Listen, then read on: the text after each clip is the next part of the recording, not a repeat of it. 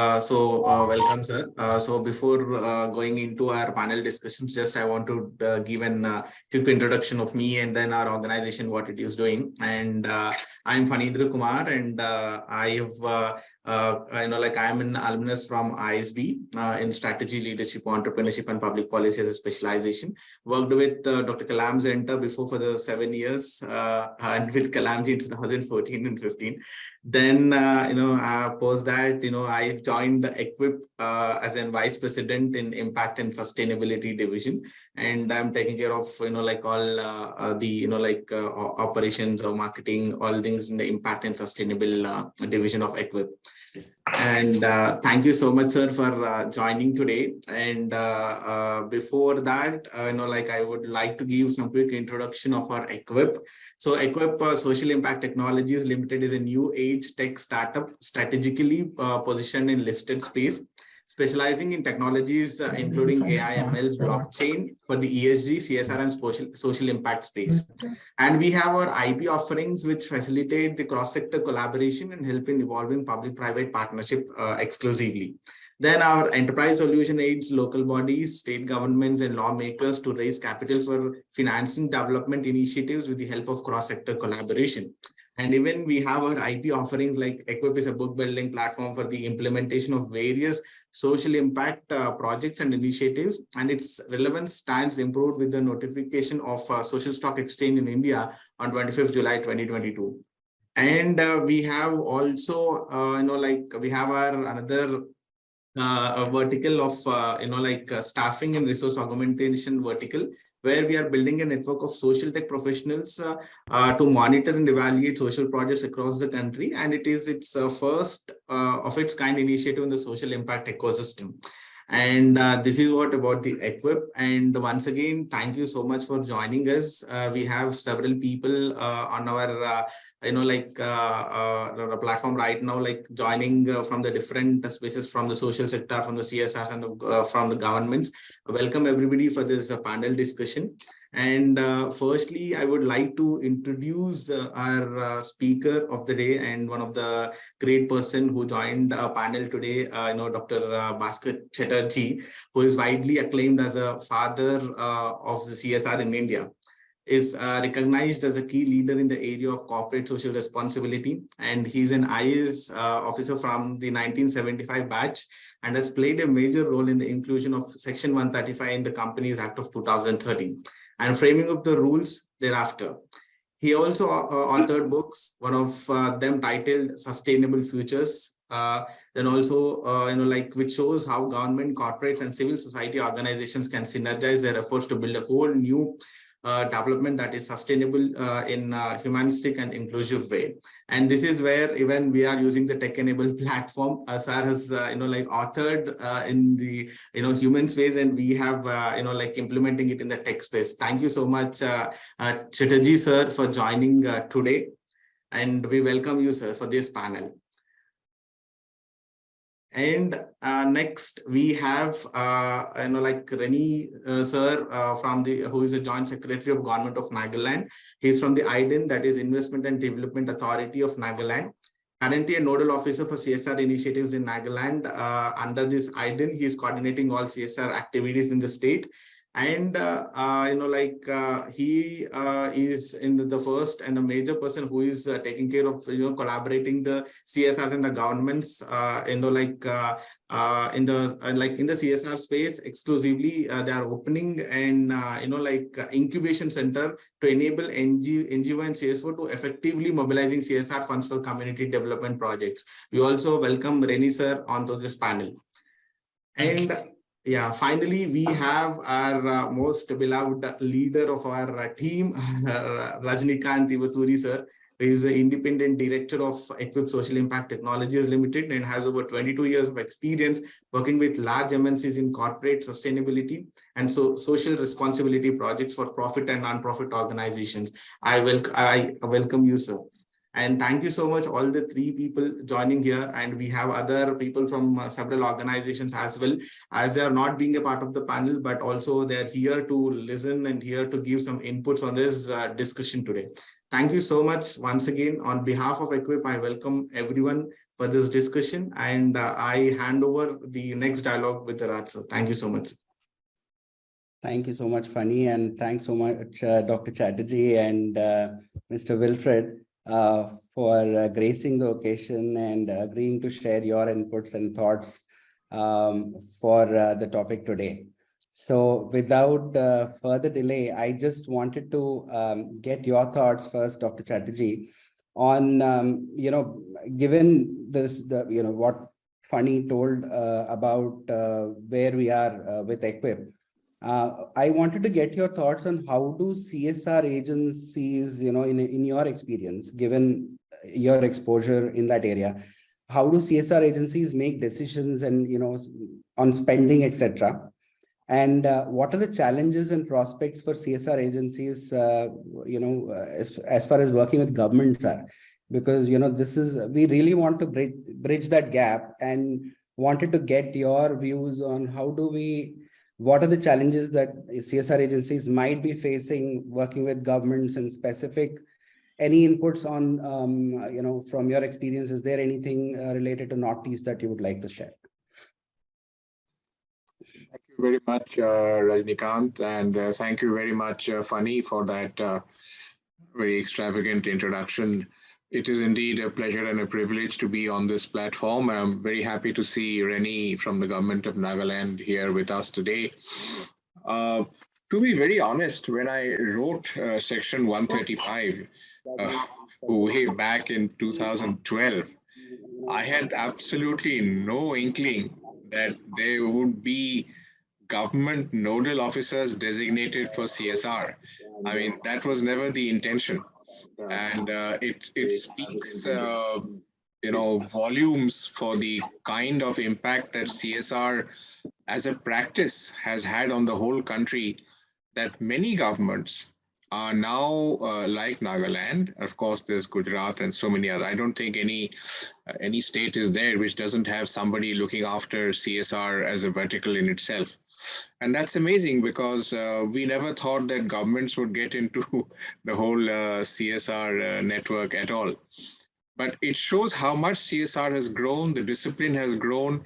It has caught the attention of governments, how governments are now streamlining, facilitating CSR projects in their own states. And for me, it's a very good sign of the traction that CSR has achieved over these last 8 years or so. Having said that, let me also say that as far as Equippp is concerned, what an incredible role they are playing. And why is that so? Funny mentioned at the very beginning in his remarks that the concept of social impact has grown by leaps and bounds. Again, we may ask why. When we set out on the CSR journey way back in 2014, 1st of April, impact was not such a buzzword for us. We had envisioned it as a spending law. It is a 2% spend of your profits. It is for boards of companies to set up their CSR agenda. It is for them to decide a plan of action. It is for them to implement projects. So I think the word at that time was implementation. Plan, implementation, and monitor. These were basically the three buzzwords for all CSR projects. But over a period of time, the concept grew that it's not about processes so much, but it is actually about not even outputs, but about outcomes. And when you say outcomes, they cannot be something that you write up in a document. They have to be proven outcomes. They have to be demonstrable outcomes. And when you say that they are outcomes, again, it won't be enough for you to just say, the outcomes were 1, 2, 3, and then that's the end of it. You can't just put them in bullet points. There have to be figures, there have to be processes, there have to be measurements. And this is the space in which I think Equippp has come up. If you go back now, recently, as part of that committee in the Ministry of Corporate Affairs, which has just drafted the notification of January 22nd, 2021, that is the last and most important notification. It's a comprehensive notification which brings about many very useful changes in the CSR rules, not in the Act. And one of the major things that it says there is that any project implemented by any corporate entity above a spending of 1 crore in any particular year must be externally evaluated. And I think companies and organizations like Equippp have a very big role. You will see that whenever government passes a particular rule or brings in a new rule, it opens up a whole new avenue for companies to come in and say, okay, now this is our specialization.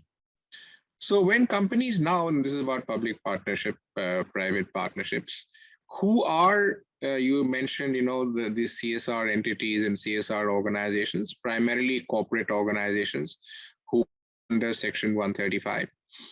Those about 14 to 16,000 companies that fall under the ambit of Section 135 today are now more and more conscious because their boards are asking them that over the last 2, 3, 4 years, you have spent 2% of your net profits. There's a list of all these projects. What have we achieved? What is the return on our investment? Well, technically not investment, but a social investment. What's the return on our social investment? And who is going to answer that? Companies like you, who are principally the agents of corporates who need answers. And for that, technology is literally the tool that is required. Without technology, we cannot really measure or fully appreciate the impact of social programs, of social projects. So I think, and I'll stop here briefly for any inputs from your side or any clarifications you need. Today's environment is crying out for companies like Equippp to bring together a whole new generation of social impact measurement, social impact 360-degree appreciation. And that's what CSR needs today. At the end of the day, even government has to go before the nation and say, you're spending 22,000 crores every year. Last 5 years, you would have spent more than 100 odd crores. Now, 100,000 odd crores. What the hell has happened to that money? What kind of impact have you had? So individual companies, government as a whole, foundations, NGOs themselves, they have to gear up to the idea that bang for the buck, what exactly has happened, what is the impact. I'll just close here for now and happy to clarify anything further. Thank you, Dr. Chatterjee, and that was quite elaborate. So my question to you is that, given, and to your point about how that space, Equippp quite nicely fills, we also want to be the enabler for and the bridge between, governments and how and CSR agencies. So where do you see the, what kind of challenges in your experience have CSR agencies faced or CSR teams faced working with governments? Because, government obviously is, because like you said, government now is a key player and is also looking for, technically, if they have X funds, they X need, they only might have designated X minus, 20. So the rest of the 80 has to be filled by CSR funds. So how do we, what kind of, how can we enable that? Are there, in your experience, are there gaps or are there challenges that the CSR teams are facing when working with the governments? Yeah, so both these questions we can address. First and foremost, when governments facilitate, as in fact Reny would be doing on behalf of the Nagaland government, what are they doing? Now, first of all, the CSR law does not recognize government as a CSR implementer. Government by itself cannot implement anything in CSR. It is forbidden by law, because government is to look after the plight of the poor by its many, many programs, which in any case they do. So they are not a CSR player, nor a CSR agency. What are they doing? They are trying to use CSR funds for what you might consider to be gaps which need filling, the last mile gap or the last gasp gap that happens. However much governments, and I've been in government for 41 years, however much government may try in its implementation, there would always be some parts that it cannot fully address, because no system is perfect. And much of the CSR law that I created was to take care of those items where government finds itself unable to plug those gaps. So in a very real sense, public-private partnership is the essence of CSR. When a company connects with government, as they would do with the Nagaland government, they would ask that, sir, please tell us, in your programs, in the geographies that you operate in, what are the gaps you feel that we could come in? For example, from the Vedanta side, I run a program on health. And what we do is we go to the district medical officer and we go to the district hospital with the permission of the state government. And we ask the district medical officer, in your hospital, what is it that, of course, government is giving you a lot, but what is it that you would still need beyond what government is giving you? And we plug whatever the DMO says by means of a CSR program in that area. Now, this is the essence of public-private partnership. Challenges. First of all, you can only do this. Sorry, I'll just get a bit of water. Just give me 1 second.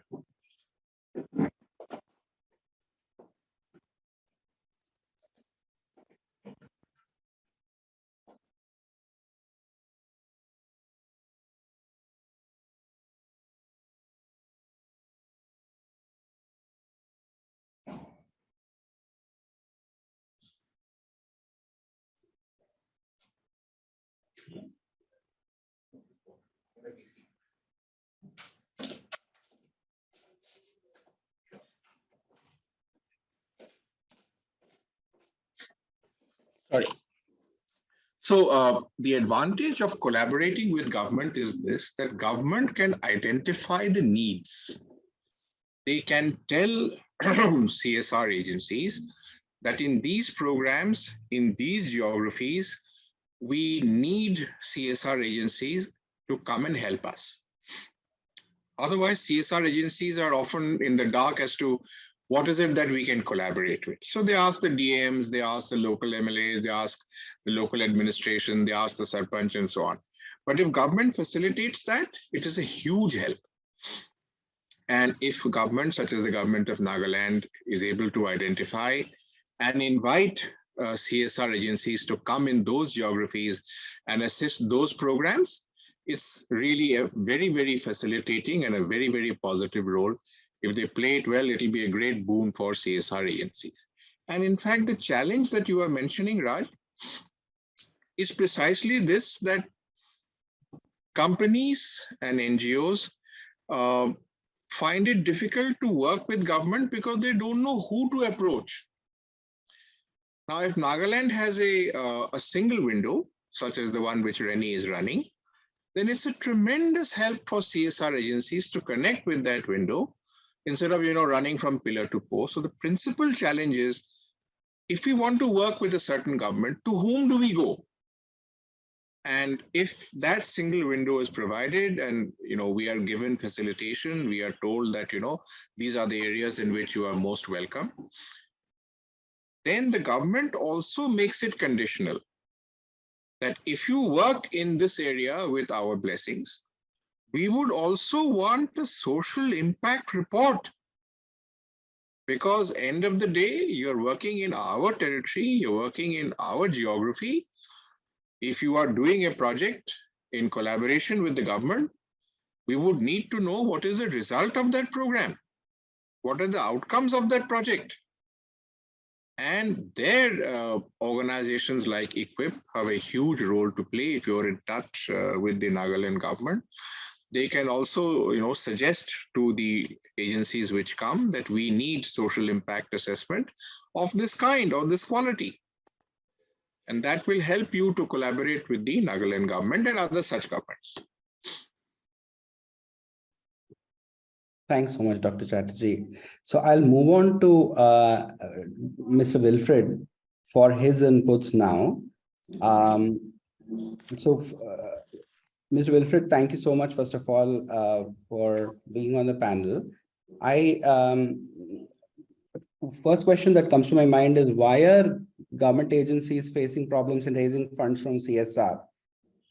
From your side, what is it that you are looking in terms of, from a Nagaland perspective, what is the support you're looking for from the CSR agencies, and why is it a challenge for you to reach out?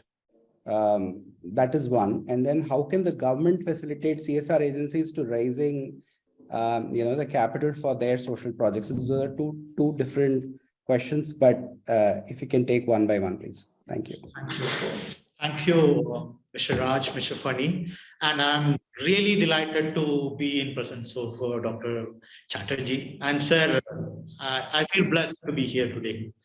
Thank you. Thank you so much, Wilfred. Such a pleasure. Just before I start answering these questions, let me give a little bit background on what has been my experience till now. I started working in small CSR projects from 2016 onwards during my probation period.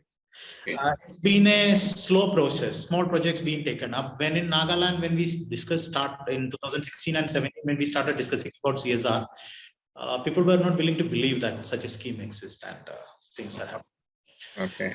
2019, I became the additional DM for Kifire district aspirational. So one of the things that happened there was since it is an aspirational district, CPSUs and others were directly providing funds to DC for implementing the project.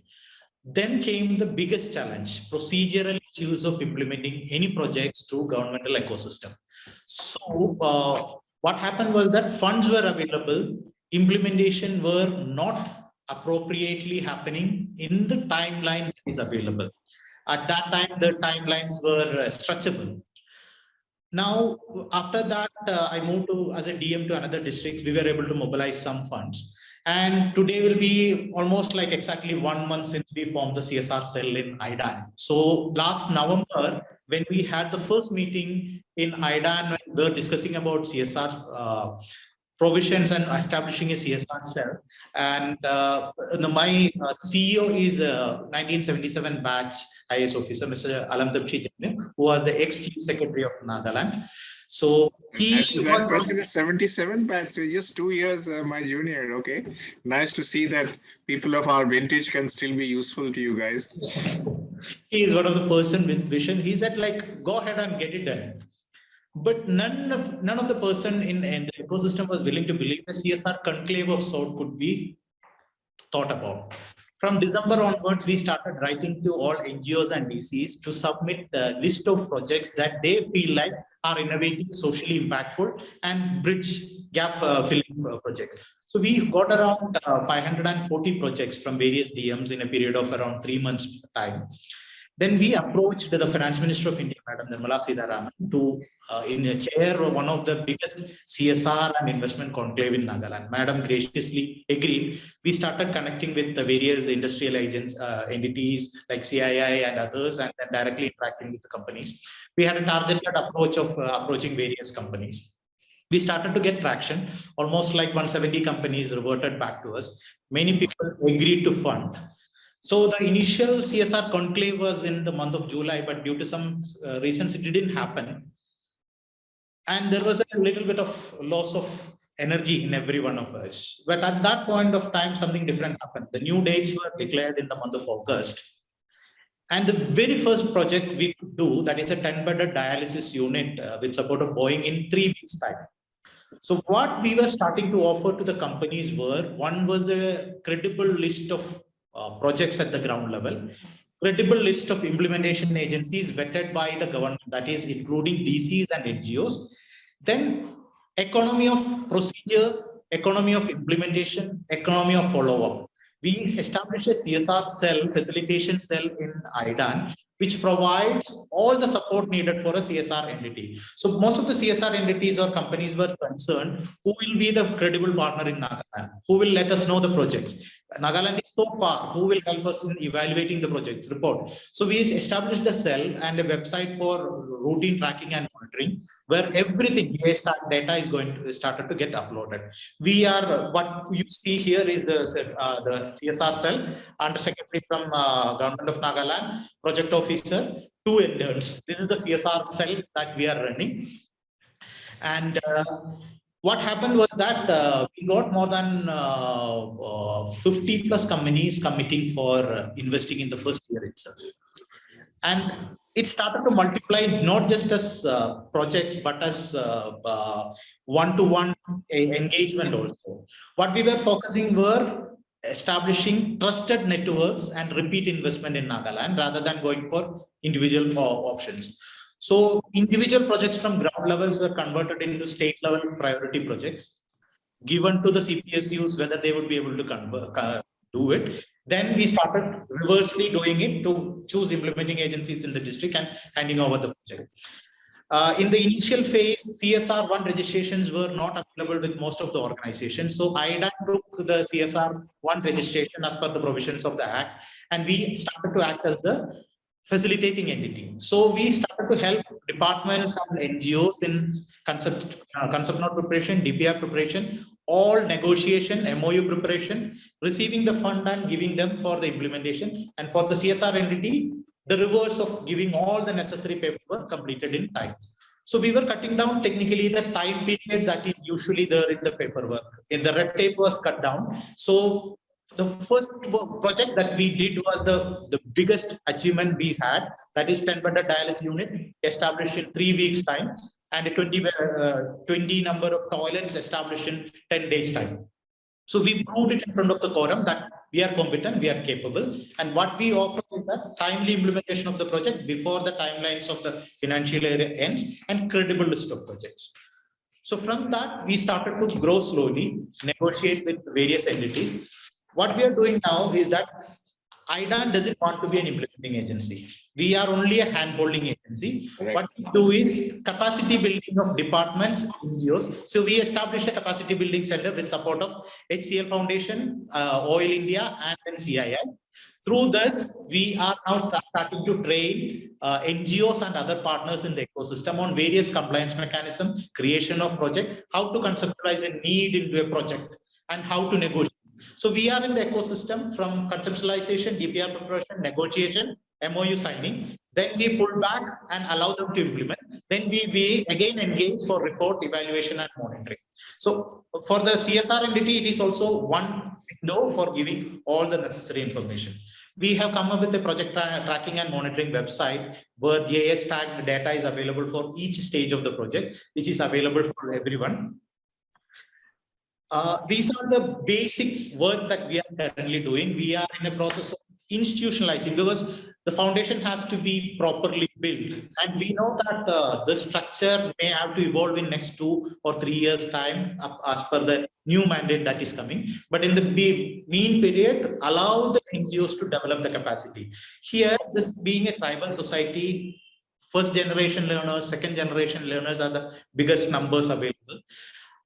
Building the trust is one of the biggest challenge. One is implementation wise, because the belief is that whenever someone proposes a project, it is not going to happen. That is the first thought process that hits. Now we have to change. And for the MNC also, the thought is that no, in Northeast projects never gets implemented due to various socio-political economic scenarios. That we have to break that myth also. So the difficulties what we face in Nagaland, one is the thought process of MNCs, foundations and all, they are not willing to invest in Nagaland or Northeast.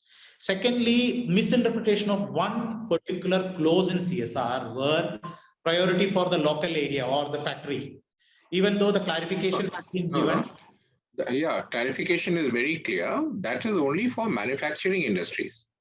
Yes. It is not mandatory in any way. It was suggestive in nature. And we added it only at the last minute because at the time, most of the public sector units like NTPC, SAIL, GAIL, etc., were all manufacturing ones. So it was pressure from their side which got us to include that, but that is not mandatory. Yes. Now, new notification also came out saying that it is only indicative in nature, but most of the companies still persist saying that we are only allowed to do in this. So that is another challenge that we have. You might call that a myth. Now it is. Now we have got it out of the way. Yeah. And developing capacity of the NGOs to implement the project. That is one of the challenges because they are the main one. That is what we are actually working. We are handholding them, tell them that this is not about amount of money that is coming. It is the implementation and the change that you are going to bring. Don't evaluate any project on the amount of money that you are proposing. What is your actual need? Convert it into a project, convert it into something implementable in the timeline available. Don't consider a project because there is money available or someone proposed for some amount. Convert it into a ground level project. So the thought process is slowly changing, and we are finding out the first generation leaders, second generation leaders, and third generation leaders. We are pushing the first generation leaders to become the agents of transformation, saying that be the leaders to train the next set of entities. We will be there to help you in the ecosystem.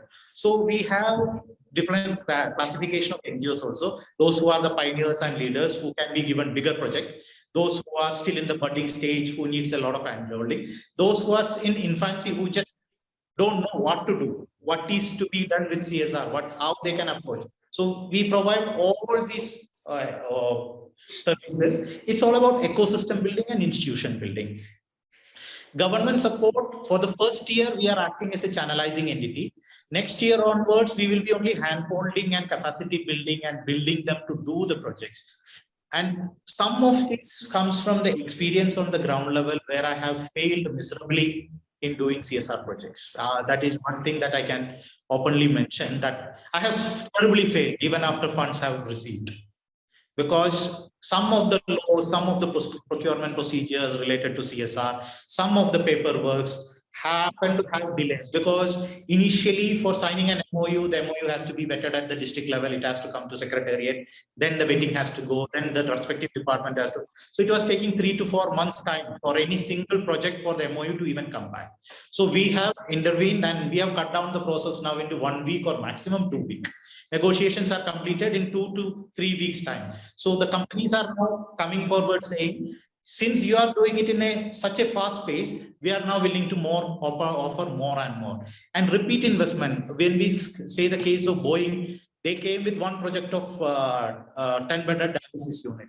It was so successful, they came with the youth empowerment and graphics project. Then they came with the Sulabh toilet. Now they are supporting for recruitment of around 3,000 youngsters into employment options. So it is growing. So same cases with HUDCO, they came with one project, it is multiplying into 2, 3 or 4 projects. HCL is coming into the picture, others are also coming into picture. So repeat investment, establishing the trust network, establishing the credibility and delivering what is actually needed as per the law while impacting the social change. That is what we are actually doing. We also have a limited time period. We also have to evolve to be part of the ecosystem. Otherwise, we will also become redundant like any other government department. That is all from me. Thank you. Excellent, Wilfred. I must say I was really, really impressed with your presentation. From your probationary days, you have been taking interest in CSR. That really makes me feel so good. You know, country's future is in the hand of who? These young IAS officers. They are the one who determine the future of this country. And you see what an evolved person Mr. Wilfred is, how much of energy and this thing he has brought, the way he has conceptualized it, the way he has made it such a facilitation center, the way he has understood exactly what is needed by a CSR agency or a CSR entity. What are their needs? How can they be fulfilled? How can government play the role of a facilitator, handholder, and then retreat and watch how things happen and intervene only when there is a requirement? Because we all understand that when government starts interfering too much, you ruin the whole landscape. And I think Wilfred will agree with me there. So yeah, really fantastic work going on, and I cannot express my appreciation enough. Please keep up the good work that you are doing. Nagaland is one state which urgently needs all the help it can get. You have got quite a number of aspirational districts also in your state, for which public sector enterprises are specially commissioned. They have a special target for aspirational districts, and therefore you can engage with them. Plus, of course, the private sector in a big way, as you mentioned, a couple of names. Wonderful. Terrific. Thank you very much. So tell me a little bit more. What is Equippp likely to do in this scenario?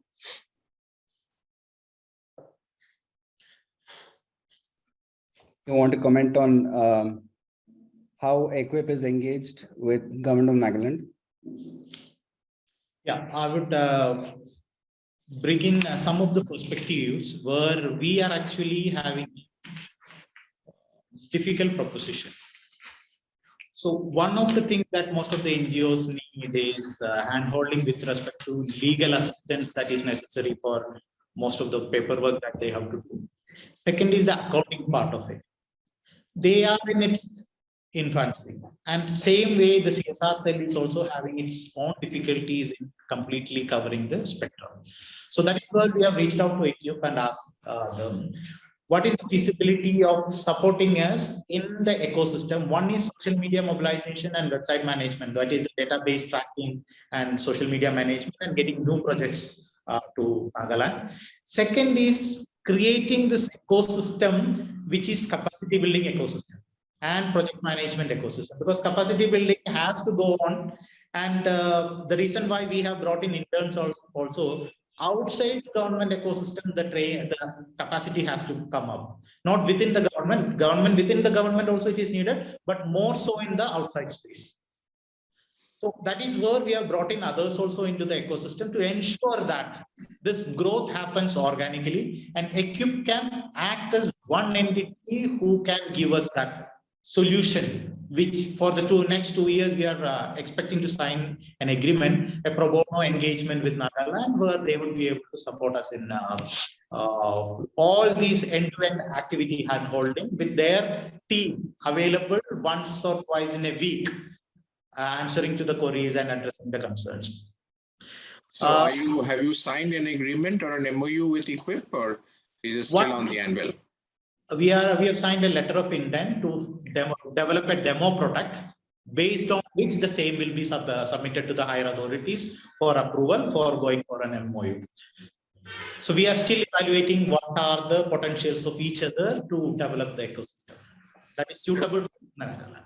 Sorry to bumping here, Chatterjee sir. Like with this also, we are here to give Equippp IX platform, where it's a marketplace for the impact assessors. Like we are developing end mile connectors, because the problem is the CSR agencies are facing problem to get monitor and evaluating of the projects which are going in the rural India. And also in the urban area. For example, if Vedanta Foundation is doing some project in XYZ in South India, and you have to send somebody to get the monitor and evaluation from the ground level areas. But here, Equippp is developing the social tech professionals in such a way that you can sit in your office and you can get all the data from the end mile connectivity. So that is where we are also developed with the Equippp IX as a marketplace for this. So this is also one of the free engagement for the 1 year engagement we are giving for the CSRs and also to the governments as well. Nice. I think that way you have got quite a large number of offerings, a whole shelf of offerings. It is for governments such as the government of Nagaland to pick and choose what they really need and how they would go about it. But it's a great partnership. I'm very happy to see. I have not seen this sort of partnership in any other government emerging so far. But this can become actually a bit of a role model, and I'm very happy to have actually participated. I was not sure whether I'll be able to make it today, but as circumstances would have it, I happen to be here, and I'm delighted that I took the time off to be here to understand how much is happening between governments and organizations like you. I will need to move on, fortunately or unfortunately, but would be happy to be associated with anything further that you are doing in this regard. So do keep me in the loop. And Wilfred, again, my heartiest congratulations to you. It's a delight to see young officers like you understanding the priorities so well, carrying forward these projects and programs, and doing the Nagaland government proud in setting up this sort of facilitation facilities. Thank you so much, and I wish you all the very best. Thank you, sir. Thanks a lot. Thank you, Dr. Chatterjee, and really delighted and blessed to have you as the father of CSR. And blessing us. That's great for us, right? And Dr. Mr. Wilfred as well. Really, like Dr. Chatterjee said, this is one of the very few examples of how government has proactively established a CSR cell, and you, young officers like you have actually gone ahead and established a whole support framework and enablement for both the parties, both NGOs as well as CSR funds, so that it is enabled in the state. So thank you very much for both your inputs, and really heartening to see you, Dr. Chatterjee, again. So with that, I would like to pass it on to Sai. Right. So allow me to leave, and I thank you very much and wish you all the best. Yeah, sir. Sir, on behalf of Equippp, thank you so much for joining us today. Taking your time on this busy schedule. So sorry to bumping at the end, and we pushed you to be here extremely. Yeah, I really, just a 2-day notice is not a. Anyway, you know that CSR is so close to my heart that if I can squeeze out any time, I try to be there. Yeah, sir. Next time we would love to have you for the longer discussions, sir. Definitely, sir, you have to be here for the longer discussions. Take care and all the very best. Good luck and goodbye for now. Yeah, thank you, sir. Thank you so much. Thank you for all the special invitees, Ramaswamy sir, Lata Suresh ma'am, Chandra sir, and our moderator sir and Reny sir. So this was a very good discussion, and I hope something nice comes out of it, and it will help us in our vision to enable cross-sector collaborations and evolve public-private partnerships. Thank you one and all again. Thank you, and I see that Ellen sir has also joined, and Sri Prasad Garu has also joined. So thank you very much for everyone who's participated, and look forward to more such sessions. Funny. Yeah, thank you, sir. Thank you so much, and thank you, Reny, sir. We have taken your time with the busy schedules, and thank you so much for giving this opportunity for us. And also, we are ready to work with the government of Nagaland, as we had a discussion before. And as I told, we will be starting working from tomorrow. And thank you so much once again for joining, everybody. Thank you. Thanks a lot.